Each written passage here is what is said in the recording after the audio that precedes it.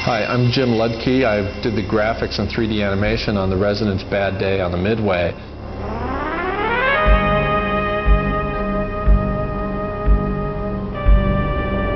Bad Day on the Midway basically is sort of an experiment in narrative as well as being a game. The Residents have taken storytelling, shattered it, and reassembled it into this CD-ROM.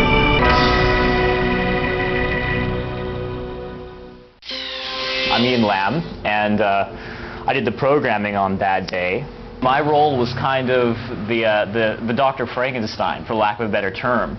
The Residents kind of directed what the feel of the world should be like and directed the content, and then Jim would provide me with this bizarre art, but I was the one who had to make it alive. You don't ever really win. I don't know if I'm giving something away here, but this is definitely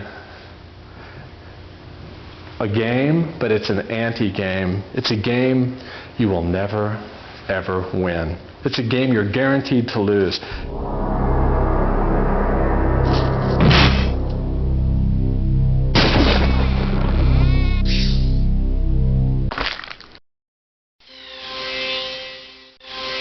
I think the Residents are every publicist's worst nightmare, every marketing director's deepest fear, that they'll have to somehow figure out how to sell the Residents to a buying public. My name is Homer Flynn. I work for the Cryptic Corporation. Well, I'm Hardy Fox, and I'm part of the Cryptic Corporation. The Cryptic Corporation is the public relations interface, business interface for the Residents. We pretty much try to make sense out of what the Residents do. Making sense meaning we have to somehow keep the accountants and the lawyers and bookkeepers and other people happy and productive, because the Residents won't do anything like that. The Residents are popular, I think, in Europe a lot because they're from America, and particularly if you get into Eastern Europe, then they're virtually gods there and are worthy of chart action along the lines of Mariah Carey or Coolio.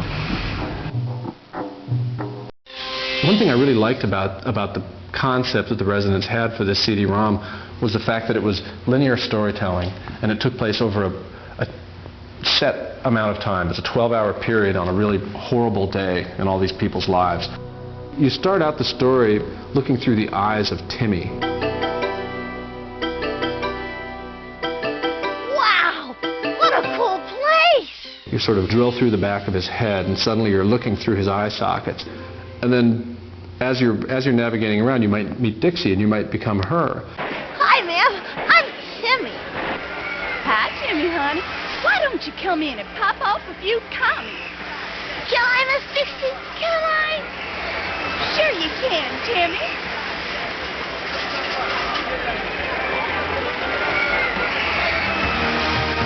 So it was a really intriguing storytelling device that I think the Residents came up with, and that's what first brought me into it. That's what got me really psyched to work on this project.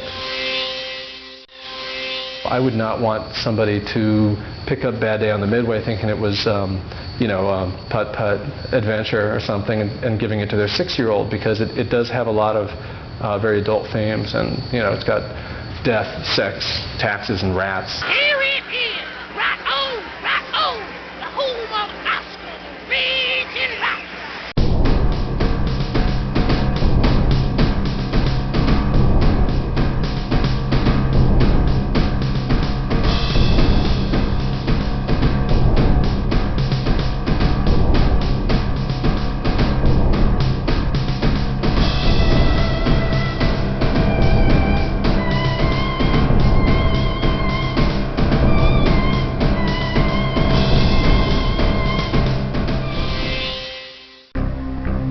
Gingerbread Man is actually an album that's using more of an extended album concept of taking the point of view that people are really bored with music and can't sit still very long unless you give them something to do.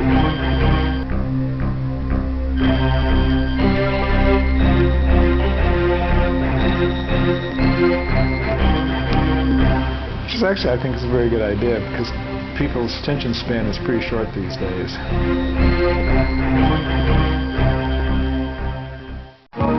There's been lots of speculation over the years as to who the residents are. Of course, I can't really say. But they've used several different disguises over the years, and this is the one, these eyeball heads with top hats is the one that has been probably definitely the most lasting. And the residents created this image for the cover of a music album called Eskimo that they released in 1979. When they released Eskimo, the residents at that time were into having a brand new disguise for each release.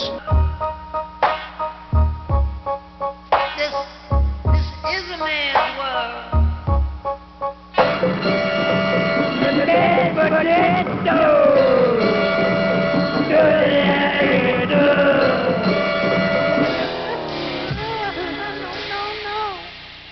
Never a word from Miss Mortimer Snerd.